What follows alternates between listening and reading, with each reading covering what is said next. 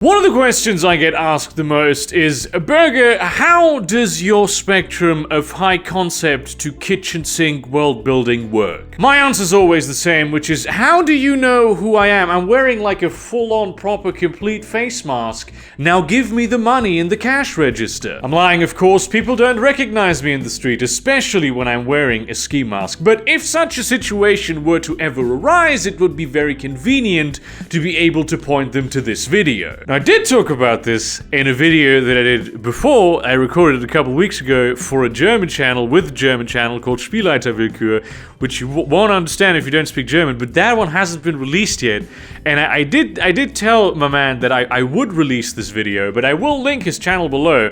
It's actually pretty good if you're like a GM trying to do like games in German, and the video will appear on there eventually. So what's it all about? Well, basically, the high concept versus kitchen sink spectrum of world building defines how focused your world building is. At the high concept end of the spectrum, you essentially play with a very small number of highly thematic elements that suffuse literally every single aspect of your world building. You're trying to explore this small set of ideas very thoroughly. The mechanics of how the story works revolve around them, as does pretty much everything in the fictional world. A very good example of this is, why is there a picture of me with the one-eyed cat? Who fucking put this here?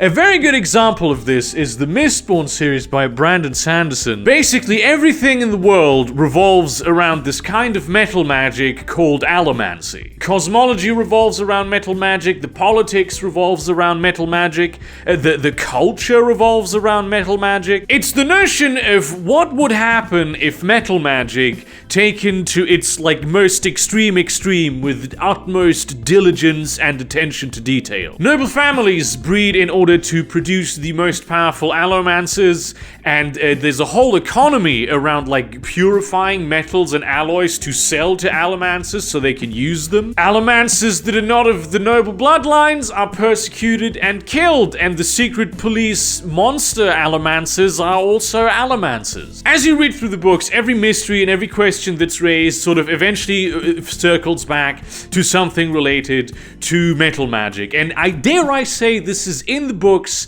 done in a masterful fashion. Now, high concept world building doesn't necessarily need to feature hard magic systems that are basically taught to the reader in an almost didactic fashion. It can also be just an exploration of a single idea, such as what would happen if zombies, which is World War Z, the book. Now the thing is, World War Z is really a lot farther down the kitchen sink end of the spectrum than Mistborn, even though I would argue it's still rather high concept because of the simple fact that it is set in the real world. And the real world is very much not a high concept world building project. It is really very far kitchen sink. As a result, high concept world building, which is in like the top tier writing world hailed as the best possible kind of world building that you can have, because they're all a bit more obsessed with like optimization of stories than they should be, it can occasionally feel like a bit of a theme park ride. Yes, it is a very good theme park ride. The scenery, all excellent decor, well crafted, really goodly done. They did so much for immersion, and yet somehow you never forget that you are in a theme park. The queues get cleaned up by people, the food stalls, they sell just the perfect food that perfectly fits into this perfectly crafted kind of narrative, and every single piece of environmental detail is designed with the idea in mind to show you just how much it relates to the core concept of the theme park. But let me ask you this, right? What does a rock have to do with erectile dysfunction? Sure, you can draw a lot of funny connections right about now, but the reason they're funny is because they're not immediately obvious. They do not feel as though they were designed to be connected in this fashion, which is what kitchen sink world building is all about. Basically, the universe is a box, and there are things in that box. Many of those things are connected to each other, but they're not all connected to a central premise. Everything just gets caught up in the sink, and that's the world. This is not only how, like, the real world works, but also your D&Ds and your Discworlds. Any, like, Monster of the Week type show will probably have a kitchen sink setting because they need to introduce, really, most procedurals that you have will have new elements introduced to keep you entertained every once in a while, and they're mostly kitchen sink. Because yes, of course, a lot of concepts are explored in kitchen sink settings, they're just never explored as in-depth as they are in high concept works. Very often, it's about the clash of completely disconnected elements sort of thrown together. And I am not talking here about the Warlock and the Paladin and that rivalry, because those two are connected through an antagonistic relationship between, like, the demons and the angels. I'm talking about the Firbolg rogue who grew up in a monastery and the deep dwarf wizard that comes from, like, a noble military family. There's nothing here, really, but they do exist in the same world, and placed under similar circumstances together, they might develop some kind of highly interesting relationship. It's the friendship between space rocket billionaire Elon Musk and, like, a young woman from one of them uncontacted tribes in Amazonia. They live on the same landmass, but that's kind of where the similarities end. Still, it's an interaction that I would very much like to see. In kitchen sink settings, there's peoples, governments, organizations, political movements, cultures, magic systems,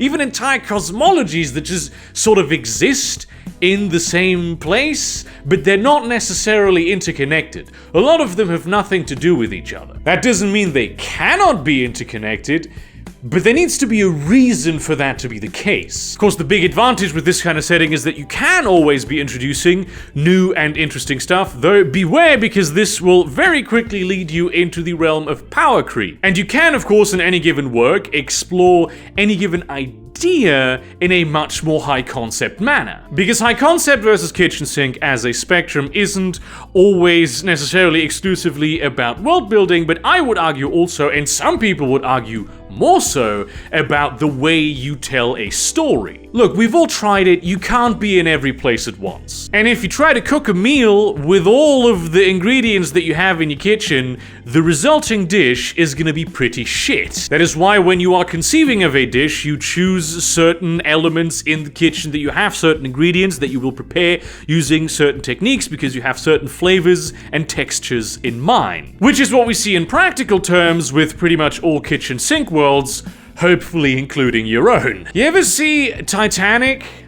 No mention of the Italian mafia. Whereas The Godfather has a lot of that, but no Titanic. When you create a novel, a short story, an episode of a show, an adventure for, like, your RPG group, ideally you would approach that by taking some small amount of elements and then exploring them in a high concept manner. You look at the big box with all the things in them, and then you pick out the things you think might be interesting, and you put those in the next thing that you're doing. This can be as little as a single element, but it can also be very interesting to explore, of course, the adjacent elements or elements that have nothing really to do with that one. So looking at just one thing, it's like a kobold colony, and you look at, like, oh, they live in dry, arid climates, and here's an exploration of how the culture works, and, you know, their daily routines, and so on and so forth, their society. It's a very, very thorough exploration of the kobold as a concept. Maybe as a related concept, you can introduce some kind of dragon presence to the mix. Or a less related concept, but still related concept, they live in an arid climate, let's say it's a desert. Boom! It's sandstorm, but it has sandstorm elementals in it, and that sort of hits the colony pretty hard. If you want to explore something that's completely unrelated, some idiot puts a bag of magical spores in there, and they're ice mushrooms, and they grow rapidly because they feed on heat, maybe, and they drag down the environmental temperature by creating ice everywhere. Look, I haven't thought this through too much, okay? And you can play around this in terms of scale, and it's actually something that I very much recommend you do in whatever it is that you create, is that you build sort of a thematic gradient. Basically, you pick one, maybe two elements of theme, and you stick with them for a major chapter of your story. And I don't mean just a big chapter. This would be like, if you have a book, it would be several chapters. It's like an entire plot line that has this.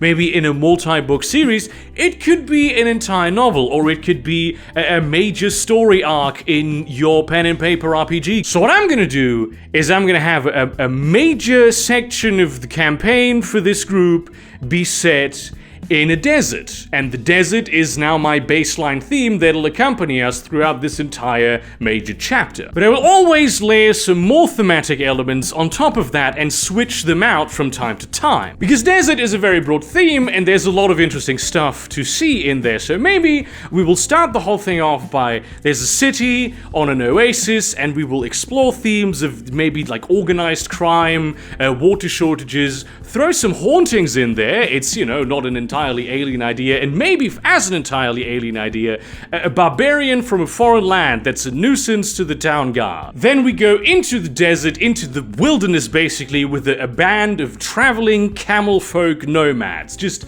experience a completely different society that interacts with the first. We run into sand magic and desert dryads and just ancient mysterious ruins that don't really lead anywhere, maybe, or maybe they do. We have some family drama we could have, and oh look, the extraplanar entities just drop down from the stars. At some point we might have the whole kobold colony debacle, where a town is like, oh no, the kobold colony over there, they're taking things from us, and this is bad, please help us. So they prepare for kobolds, but guess what? Additional complication, as they hit the colony, boom, sand elemental sandstorm, making things a lot more complex, forcing the characters also to retreat deeper into the dungeon. And what do they find, if not the fact that the kobolds, the reason that they've been stealing shit, is because they're taking care of a juvenile dragon in the name of maybe the parent of that dragon. Maybe the party wizard sort of forgets to clean up after herself properly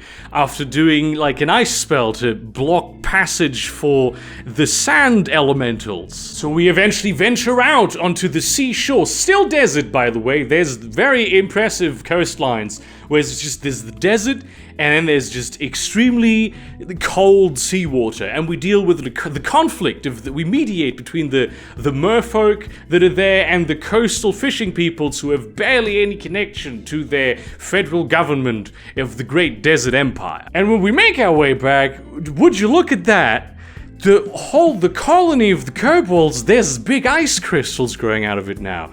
I wonder what that's all about. All of these things have the desert as an underlying theme and other elements layered on top, but we never switch them out all at once. Sometimes we have bigger breaks where we switch out several of the themes, but the one that always stays with us is the desert. When it comes to RPG campaigns, of course, don't plan all of this out because your players are not going to do it, but you'll be surprised how easy it is to play with these themes, especially with player input, because they will try to do things that they want to do, and so long as you manage to keep them interested in the desert, they will want to remain in the desert for a certain period of time. When it comes to books and shows, of course, plan as much as you'd like. This will make stories feel a lot more organic, worlds feel a lot more realistic, and it will feel as though there was more thought put into it beyond just, let's just throw a bunch of shit in here and just use the toy box, which is very much what the original dungeon crawly D&D was. You had a bunch of rooms, and that was your dungeon, and you could make the argument that that was the underlying theme, but you went into it and, oh, look at this, it's a goblin and some skeletons. Oh, you kill those, and then you go to the next room and it's a werebear and a vampire. Why are those two here? Who cares? Kill them. Next room, beholder, of course, the grand finale, and a bunch of orcs? What's the through line here?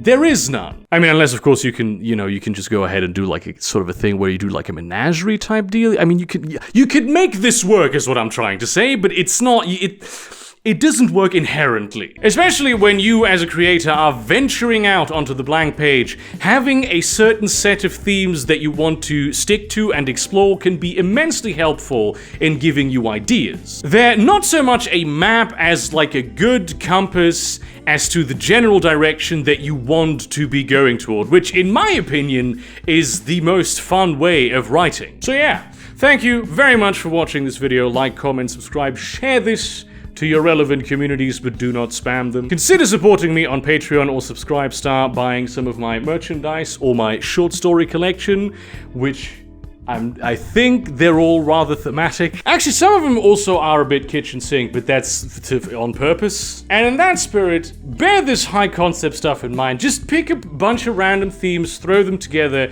see what you get. Maybe use my 3x4 world building technique. Probably should have put that in the script somewhere because nobody watches this part anyway. And yeah, basically, see you around, cunts.